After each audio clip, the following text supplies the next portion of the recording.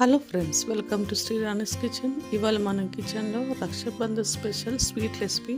ఈ sweet recipe ఒకసారి try చేశారంటే మళ్ళీ మళ్ళీ అడిగి చేయించుకుంటారు. టేస్ట్ అంత బాగుంటుంది. చాలా సింపుల్గా ఇంట్లో ఉన్న ఇంగ్రీడియంట్స్తోనే చేసేయచ్చు. మరి లేట్ చేయకుండా ఈ స్వీట్ రెసిపీ తయారీ విధానం చూద్దాం. ముందుగా మిక్సర్ జార్ తీసుకొని అందులో 2 కప్పుల చక్కెర వేసుకోండి.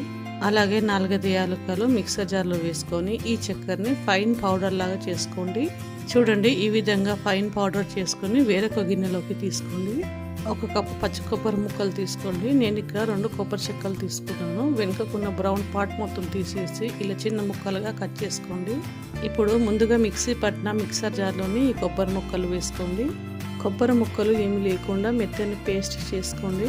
చూడండి, ఈ విధంగా మెత్తని పేస్ట్ చేసుకున్న తర్వాత ఇందులోనే 7-8 జీడిపప్పు పలుకులను వేసుకోండి. మరలా ఒకసారి మిక్సీ వేసుకొని మెత్తని పేస్ట్ చేసుకోండి. ఇప్పుడు క్యారెట్లని శుభ్రంగా కడిగి చిన్న ముక్కలుగా కట్ చేసుకున్నాను. పచ్చి కొబ్బరి ఏ కప్తో తీసుకున్నామో అదే కప్పుతో 2 కప్పుల క్యారెట్ ముక్కలు తీసుకున్నాను. అంటే 1 కప్పు పచ్చి కొబ్బరి 2 కప్పుల క్యారెట్ ముక్కలు తీసుకున్నాను. ఇప్పుడు మిక్సర్ జార్ తీసుకొని మిక్సర్ జార్లో 2 కప్పుల క్యారెట్ ముక్కలు వేసుకోండి. ఈ స్వీట్ మంచి ఫ్లేవర్ టెక్స్చర్ కోసం 7-8 జీడిపప్పులు వేసుకోండి. క్యారెట్ ముక్కలు ఏం లేకుండా ఫైన్ పేస్ట్ చేసుకోండి. ఇప్పుడు స్టవ్ ఆన్ చేసుకొని కడాయిలో 1 టేబుల్ స్పూన్ నెయ్యిని వేసుకోండి. ఈ నెయ్యి కాస్త వేడెక్కిన తర్వాత ముందుగా మిక్సీ పట్టుకున్న పచ్చి కొబ్బరిని వేసుకోండి. ఈ పచ్చి కొబ్బరిని కలుపుతూ మీడియం ఫ్లేమ్లో 5-6 నిమిషాలు ఉడికించండి. కొబ్బరి నుంచి పచ్చి వాసన పోయేంత వరకు కలుపుతూ వేయించండి. 5-6 నిమిషాల తర్వాత చూడండి, చక్కగా వేగిపోయింది. ఇప్పుడు ఇందులో మిల్క్ పౌడర్ వేసుకోవాలి. నేను ఇక్కడ అమూల్ మిల్క్ పౌడర్ వేసుకున్నాను. అలాగే మనం ముందుగా మిక్సీ పట్టుకున్న షుగర్ పౌడర్ 1 కప్పు వేసుకోండి. అలాగే కాచి చల్లార్చిన 1/2 కప్పు పాలు మీగడతో సహా వేసుకోండి. ఇప్పుడు స్టవ్ సిమ్ చేసుకొని ఈ పదార్థాన్ని చక్కగా కలిసేలాగా 5-6 నిమిషాలు మీడియం ఫ్లేమ్లో ఉడికించండి. 5-6 నిమిషాల తర్వాత చూడండి, చక్కగా వేగి ప్యాన్కి సెపరేట్ అవుతుంది. ఇలా సెపరేట్ అయిన తర్వాత స్టవ్ ఆఫ్ చేసుకొని ఈ మిశ్రమాన్ని పూర్తిగా చల్లారనివ్వాలి. చూడండి, ఈ విధంగా చల్లారిన తర్వాత ఈ మిశ్రమాన్ని మొత్తం దగ్గర తీసుకొని ఒక ముద్దలాగా చేసుకోవాలి. మీ దగ్గర బటర్ పేపర్ ఉంటే వాడుకోవచ్చు, లేదా ఇలా ఆయిల్ ప్యాకెట్ ఉంటే కూడా వాడుకోవచ్చు. ఇప్పుడు ఈ మిశ్రమాన్ని ఆయిల్ ప్యాకెట్ పైన వేసుకొని ఇలా వీడియోలో చూపిస్తున్న విధంగా సిలిండర్ షేప్ లో చేసుకోండి. ఇలా వీడియోలో చూపిస్తున్న విధంగా ఈ మిశ్రమానికి ఆయిల్ ప్యాకెట్ మొత్తం రోల్ చేసుకోండి. ఇలా రోల్ చేసుకున్న మిశ్రమాన్ని డీప్ ఫ్రిడ్జ్ లో పెట్టుకొని 1 అవర్ రెస్ట్ ఇవ్వండి. ఇప్పుడు మళ్ళీ స్టవ్ ఆన్ చేసుకొని వేరొక ప్యాన్ లో 1 టేబుల్ స్పూన్ నెయ్యిని వేసుకోండి. ఈ నెయ్యి కాస్త వేడెక్కిన తర్వాత మనం ముందుగా మిక్సీ పట్టుకున్న క్యారెట్ పేస్ట్ వేసుకోండి. ఇలా క్యారెట్ పేస్ట్ నుంచి పచ్చి వాసన పోయేంత వరకు 5 నిమిషాలు మీడియం ఫ్లేమ్ లో కలుపుతూ ఫ్రై చేయండి. చూడండి, క్యారెట్ పేస్ట్ చక్కగా వేగి ప్యాన్ కి సెపరేట్ అవుతుంది. ఇప్పుడు ఇందులో 1 కప్పు చక్కెర పొడి వేసుకోండి. ఈ చక్కెర పొడిని ఒకసారి చక్కగా కలుపుకున్న తర్వాత ఇందులోనే పాల పౌడర్ వేసుకోండి. నేను ఇక్కడ అమూల్ మిల్క్ పౌడర్ వేసాను. మీరు కావాలంటే ఏ మిల్క్ పౌడర్ అయినా వాడుకోవచ్చు. అలాగే 1/2 కప్పు మీగడతో సహా పాలను వేసుకోండి.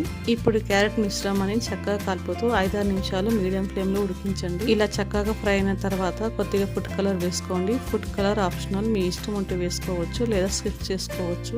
ఇప్పుడు క్యారెట్ మిశ్రమం మొత్తం దగ్గర పడేంత వరకు మీడియం ఫ్లేమ్ లో కలుపుతూ ఉడికించండి. చూడండి, ఈ విధంగా ప్యాన్ కి సెపరేట్ అయ్యేంత వరకు మీడియం ఫ్లేమ్ లో ఉడికించండి. ఇప్పుడు స్టవ్ ఆఫ్ చేసుకొని ఈ క్యారెట్ మిశ్రమాన్ని చల్లారనివ్వండి.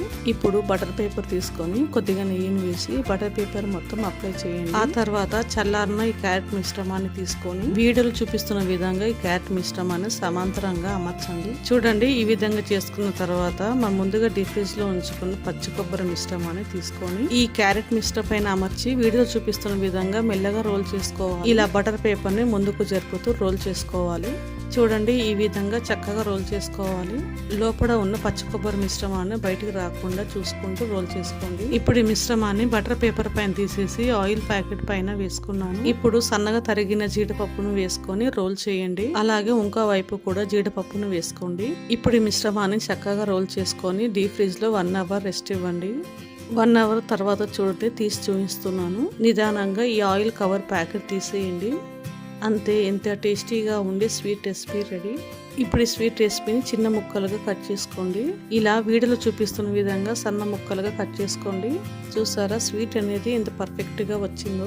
స్వీట్ తినాలనిపించినప్పుడు, ఏదైనా స్పెషల్ అకేషన్ వచ్చినప్పుడు తప్పకుండా ఈ స్వీట్ రెసిపీని ట్రై చేయండి. చూడండి, ఇంకో పీస్ కూడా కట్ చేసి చూపిస్తున్నాను. ఇలా ఈ విధంగా స్వీట్ రెసిపీ చేసుకొని కమ్మగా తినేయచ్చు. పిల్లలే కాదు, పెద్దలు కూడా చాలా ఇష్టంగా తింటారు. ఇంట్లో ఎప్పుడైనా కొబ్బరి ఉన్నా లేదా క్యారెట్ ఉన్నా తప్పకుండా ఈ స్వీట్ ట్రై చేయండి. ఈ రెసిపీ మీకు నచ్చిందా? ట్రై చేసి చేస్తారా? అయితే లైక్ అండ్ సబ్స్క్రైబ్ చేయండి. మరిన్ని టేస్టీ వంటల కోసం మన ఛానల్ని ఫాలో అవ్వండి. Thanks for watching.